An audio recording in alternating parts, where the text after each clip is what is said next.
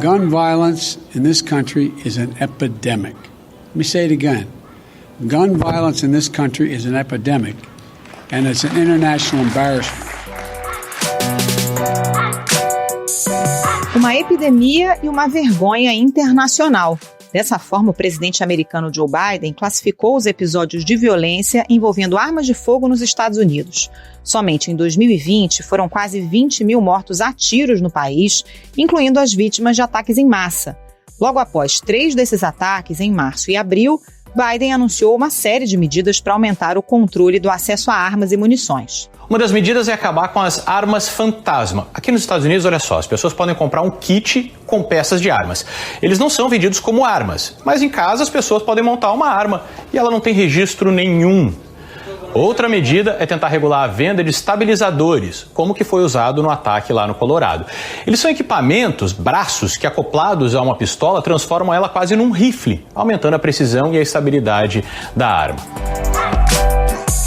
Mas a tarefa de desarmar os americanos não é simples.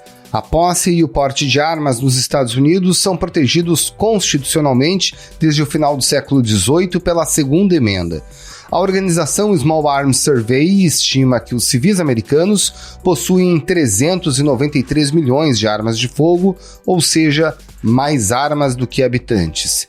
E em 2020, cerca de 40% das vendas de armas foram para compradores de primeira viagem, de acordo com a National Shooting Sports Foundation. At Aid's gun shop in Orange County, owner Emily Atkinson can't keep up with demand. She's seeing a run on guns during this pandemic, similar to the run on toilet paper.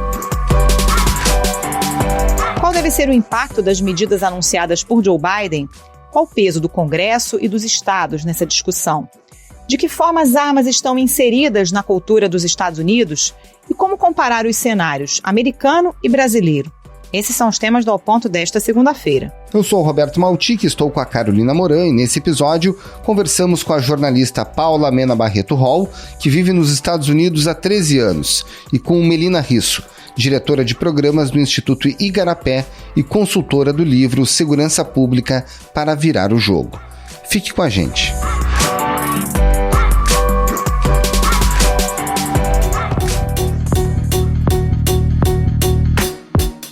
Paula Mena Barreto Hall, o presidente Joe Biden, de fato, se envolve em agendas que são controversas dentro e fora dos Estados Unidos. Além do combate à pandemia, além da questão climática, com ponto alto na semana passada, ele também está numa agenda contra as armas nos Estados Unidos. Como é que a população americana, que tem nesse assunto relações culturais há muitos e muitos anos, observa essas tentativas de mudança na legislação para frear a circulação de armas? Eu acho que para entender essa coisa das armas é legal contextualizar. Os Estados Unidos é um país que tem na sua Constituição, né, absolutamente todas as suas raízes e os valores, né, e leis são muito embasadas na Constituição. O segundo, e aí aqui em inglês as pessoas falam segundo amendment, né, que dá o direito às pessoas de obterem armas e carregarem armas. Isso é um direito dado na Constituição e é uma luta complicada. Não só o presidente Biden, como o presidente Obama enfrentou isso da mesma maneira. É um enfrentamento que os democratas têm que ter a cada governo e lutar contra essa narrativa, que não necessariamente o plano ou o projeto deles é de tirar as armas das pessoas, mas de implementar regulamentos, enfim, uma série de coisas. E o National Rifle Association, né, que é o NRA, acaba de, a mesma semana que o Biden lança a sua política de controle de armas, também lança aí uma campanha contra a política de Biden. Então vai ser uma luta complicada. Agora, Paula, cada estado americano tem uma política diferente de controle de armas, né? Até que ponto o governo federal, o presidente Joe Biden, consegue lançar as diretrizes para esse controle, para aumentar as restrições na venda de armas, sem interferir nessas legislações regionais? Esse vai ser um ponto interessante. Ele tem como lançar essas diretrizes todas, e apesar dos estados terem algumas regras que são estaduais, o governo federal tem como impor absolutamente tudo isso, tanto para, e principalmente no que se refere a mass shooting, né, que são esses tiroteios em massa, por conta das suas políticas federais que também fazem efeito. E nesse caso especificamente, porque ele está chamando, e eu não sei se vocês também viram, inclusive com o apoio do CDC, a questão de armamento, de violência por tiroteio, por uso de arma nos Estados Unidos como uma epidemia de saúde pública, né? Uma epidemia que matou mais de 11 mil americanos só esse ano. São mais de 100 vidas por dia, um número muito impressionante. E aí, no momento que ele chama isso de epidemia de saúde pública, ele consegue realmente tomar algumas medidas no âmbito federal que venham para o estadual. Agora, claro, como você falou, Carol, tem alguns estados, você pega o estado do Arizona, por exemplo, que sequer a lei exige que você esconda a sua arma. Você pode entrar num bar, imagine você, num bar, tomar 10 cervejas com a sua arma em cima do balcão do bar. É uma coisa absurda. Imaginar que álcool, né, e arma combinam. Então, por isso é essa luta tão difícil do Biden. Não só federal, mas estadual. Bom, Paula, entre as medidas que o presidente Biden propõe, tem uma que dificulta a montagem de armas em casa, também que pode retirar armas de pessoas que ofereçam algum tipo de risco. Quais são as medidas mais importantes que estão sendo propostas? O Departamento de Justiça americano está dando 60 dias, ele vai começar a determinar algumas regras, né, via Departamento de Justiça. Então, tem algumas que dentro de 30 dias as pessoas têm que determinada kit. O que acontece muito hoje? As pessoas têm revólver, elas conseguem, e tem aquelas shotguns, são as espingardas, elas conseguem comprar separadamente um braço, né, um bracket, um brace, eu estou tentando buscar a palavra mais adequada, mas enfim, que consegue conectar esse revólver, essa arma menor que ele tem em casa e tem permissão, ao barril dessa espingarda. Então, essa é uma das proibições que o Biden está necessariamente já imediatamente atacando. E também a compra de partes que são feitas e que as pessoas conseguem montar sua própria arma em casa. Todas essas medidas são parte das medidas que ele está lançando imediatamente.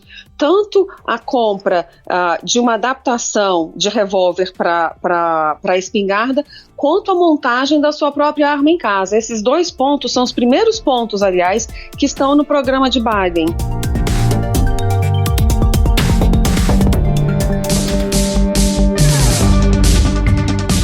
Quer dizer, são pontos que fogem da regulamentação que existe hoje, né? Porque, em tese, hoje, para comprar uma arma é preciso fazer checagem de antecedentes.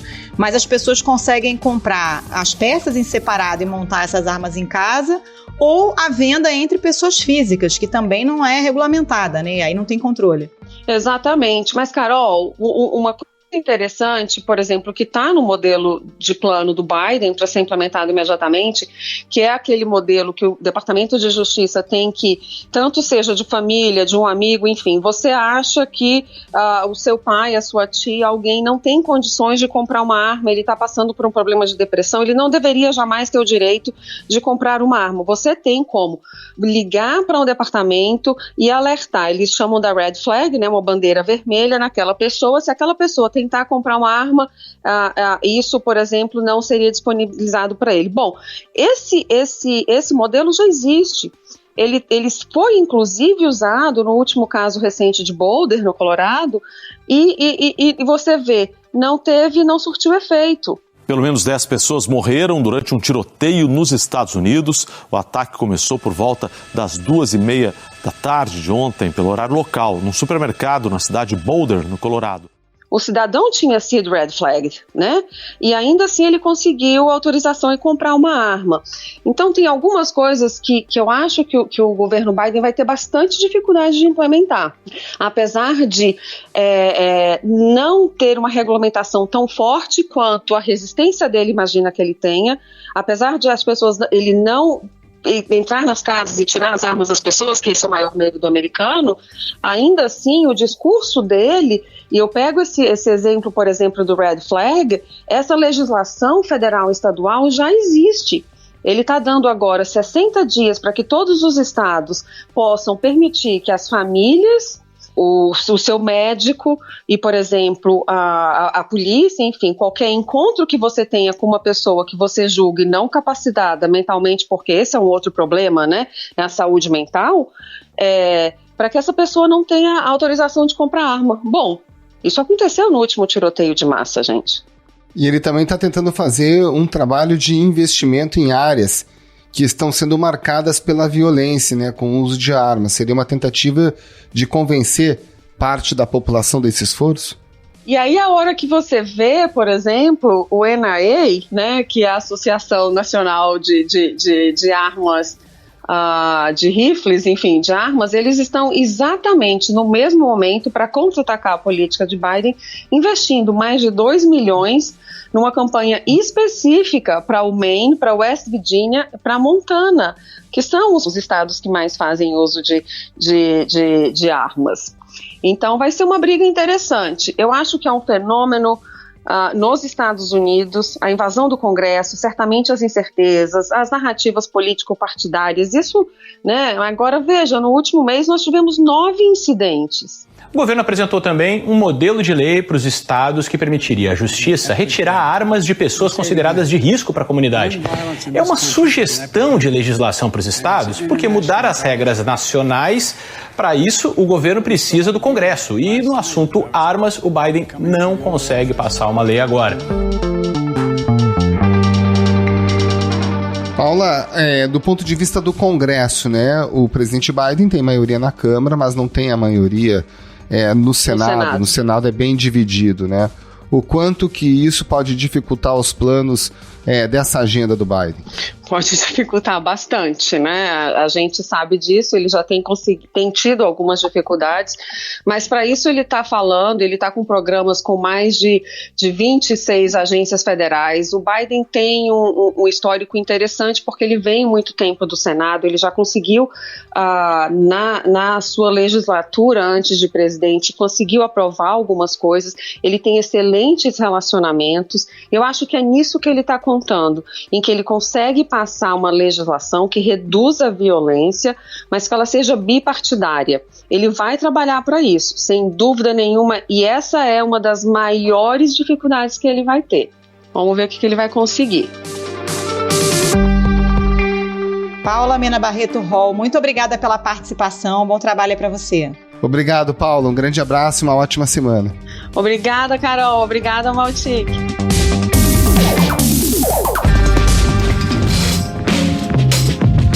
Melina Risso, quando a gente pensa na questão das armas nos Estados Unidos, o que vem à mente são os tiroteios em massa.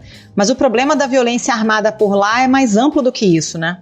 Exatamente, Carol. O tiroteio em massa chama muita atenção, aparece no debate público, na televisão, o tempo todo a gente discute sobre isso, porque inclusive para nós é muito diferente da nossa realidade, mas o problema de violência armada nos Estados Unidos, ela é muito além desses tiroteios. Só para a gente ter uma ideia, só 1,5% de todas as mortes que acontecem com arma de fogo nos Estados Unidos são decorrentes desse tipo de tiroteio em massa. Então, o problema é muito maior. A quantidade, como isso impacta a sociedade americana, quando comparada com outras sociedades, é muito impactante. Dessas medidas que estão sendo apresentadas, quais delas chamam mais atenção que podem efetivamente ajudar a desarmar a população americana? Acho que tem duas questões, né? Nos Estados Unidos, o debate agora em relação ao controle e maior restrição. Eles têm aqui medidas em relação ao banimento dessas armas semiautomáticas de grande calibre, carregadores que permitem transformar uma arma nessa máquina de destruição quando acontece nesses sistemas. E é importante checar toda a parte aqui de antecedentes criminais. Eles falam muito sobre isso, né? O sistema de controle ele é muito frágil, muitas vezes inexistente. Então, entender qual é o histórico da pessoa, se ela tem antecedente criminal, se ela tem um teste psicológico, teste de tiro, enfim, elementos super importantes para que a pessoa possa comprar armas, inclusive a fiscalização dos estabelecimentos. Então, o controle de armas responsável, ele é muito importante, e aqui eu já quero fazer um paralelo, Maltic, que é o que a gente vem discutindo no Brasil. A gente tem um sistema previsto, ou tinha pelo menos um sistema previsto de controle muito importante, bastante robusto, que ainda precisava ser implementado, e infelizmente a gente tem visto o desmonte desse sistema de controle de armas sendo implementado agora no contexto brasileiro também. Pois é, se a gente comparar a legislação americana com a brasileira e considerando já todos os decretos que foram aprovados no governo Jair Bolsonaro flexibilizando o acesso a armas, a gente está chegando perto aqui no Brasil de ter um nível de desregulamentação e de acesso livre a armamentos como existe nos Estados Unidos? Eu acho que a gente tem um processo perigoso em curso no Brasil, e é importante chamar a atenção sobre isso. Óbvio que a gente parte de legislações muito diferentes, conceitos muito diferentes, inclusive nos Estados Unidos a discussão toda sobre direito, que é completamente diferente do Brasil, né? No Brasil, a posse de armas, ela é uma concessão que o Estado dá, e ele tem que ter critérios muito rigorosos e rígidos para que a gente não tenha uma disseminação ampla de armas de fogo que tenha um impacto direto na segurança pública, tanto aqui no Brasil como nos Estados Unidos. A desregulamentação que o governo Bolsonaro vem fazendo desde 2019 tem um impacto profundo no aumento das armas em circulação, na potência dessas armas, na quantidade de munição que entra no mercado e, mais do que isso, na redução da autoridade, da capacidade dos órgãos que fazem a fiscalização, da redução da sua competência. Um dos decretos permite que atiradores comprem até 60 armas e caçadores até 30, sem necessidade de autorização expressa do comando do Exército. Hoje, a regra para a compra exige essa autorização.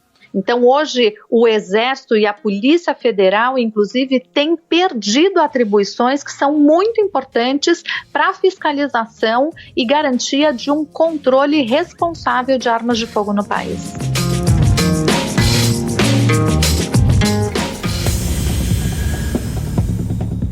Melina, nesses últimos decretos do presidente Bolsonaro, um deles tratava de munição, a possibilidade do cidadão fazer a munição dentro da sua própria casa. E a gente vê nesse debate nos Estados Unidos uma série de, vamos chamar, de pequenos brinquedos que os atiradores acabam tendo, um estabilizador para ter mais precisão, lentes. O quanto que isso também preocupa aqui no Brasil, a disseminação desses acessórios que acabam aumentando a letalidade, o perigo dessas armas em circulação?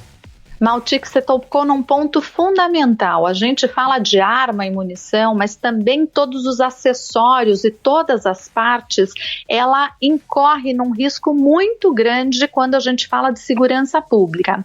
Nos últimos decretos, inclusive agora com a decisão da liminar da ministra Rosa Weber, que suspendeu, né, o último decreto aí do presidente, ele liberava elementos muito importantes que saía do que a gente chama da lista de produtos controlados pelo Exército, que são, por exemplo, carregadores de munição e fazer a munição em casa, mira telescópica. Então tem uma série de elementos que torna o armamento muito mais perigoso e a possibilidade de desvirtuamento disso é muito aumentada. Então, esse tipo de mecanismo a gente tem visto de maneira sistemática também nos decretos que vêm sendo colocados, decretos e portarias que vêm sendo colocados em práticas desde o começo de 2019, que vão abrindo a margem.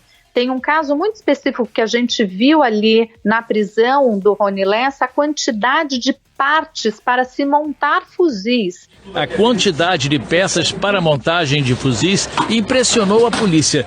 Se não faltassem os canos e outras 2 peças, o material seria suficiente para preparar 117 fuzis, modelo M16. Então, essas partes e a arma que é montada, não é só a arma pronta, mas quais são os elementos que permitem que essas armas cheguem nas mãos dos criminosos, por exemplo. Então, as partes, elas também são muito importantes. Pelo que vocês estão acompanhando aí no Igarapé, quais são os próximos passos do governo nessa tentativa de facilitar a posse e o porte de armas? Você citou esse revés que o governo sofreu no Supremo, né? Mas o que vocês imaginam que serão os próximos passos? Veja, Carol, o governo está com esta política de insegurança, desregulamentação, facilitação do acesso que coloca todos nós em risco. Então, a gente está imaginando que virão medidas, que esse tipo de medida continuará sendo produzida pelo governo federal. O que a gente precisa fazer como sociedade é cobrar dos órgãos que podem barrar esse tipo de coisa, como o Supremo Tribunal Federal, o próprio Congresso Nacional, que a gente não perca o controle de armas e munições. Isso é muito perigoso e a gente vai ver as consequências disso por muito tempo na sociedade. A gente acabou de fazer uma pesquisa levantando aqui a informação que desde o início do governo Bolsonaro, a velocidade do aumento das armas de fogo sendo registradas, ela aumentou em mais de 8 vezes quando a gente compara com o ano de 2018. Então, a velocidade do aumento do arsenal, a quantidade de munições que têm sido feitas e o desmonte efetivo da capacidade dos órgãos de fiscalização em atuarem nesse setor especificamente é muito grave. Uma das medidas que continua vigente do último decreto é a necessidade do Exército avisar com 24 horas de antecedência que fará uma fiscalização, por exemplo, às categorias de caçadores, atiradores e colecionadores. Como é que a gente vai fiscalizar um arsenal e garantir que não haja desvio se o Exército precisa informar com 24 horas de antecedência que fará a fiscalização? Então, a gente está num risco muito grande com a possibilidade de desvio de armas de fogo para a criminalidade muito significativa. E tudo isso ocorre, né, Melina, em um país que não tem essa cultura tão arraigada da arma como é o caso dos Estados Unidos, né? É muito mais fácil no Brasil do que nos Estados Unidos implementar uma política de controle de armas. Nos Estados Unidos tem toda a discussão da própria origem do Estado norte-americano como um direito, tem uma questão constitucional que é completamente diferente na realidade brasileira. E quero chamar a atenção para um ponto. Em 2003, depois da aprovação do Estatuto do Desarmamento, a população brasileira entregou mais de 700 mil armas para destruição. Então, essa cultura disseminada do armamento não é uma cultura brasileira. Existe um pequeno grupo muito vocal que tenta fazer parecer que esta é uma vontade da população, mas não é. As pesquisas de opinião, elas mostram, quando a gente escuta, a maioria da população, 72%, é contra a flexibilização das regras de posse e de porte de armas de fogo no Brasil. Melina Risso, diretora do Instituto Igarapé, muito obrigado pela sua participação aqui no Ao Ponto, uma ótima semana. Obrigada, Melina, um abraço. Obrigada, Maltic, obrigada, Carol, foi um prazer estar com vocês.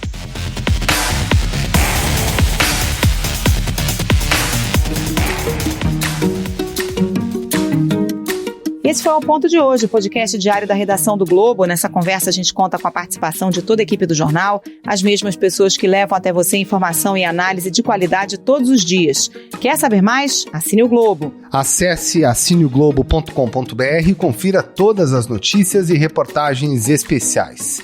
A produção foi do João Pedro Fragoso e a edição é do João Guilherme Lacerda. Tchau. Até mais.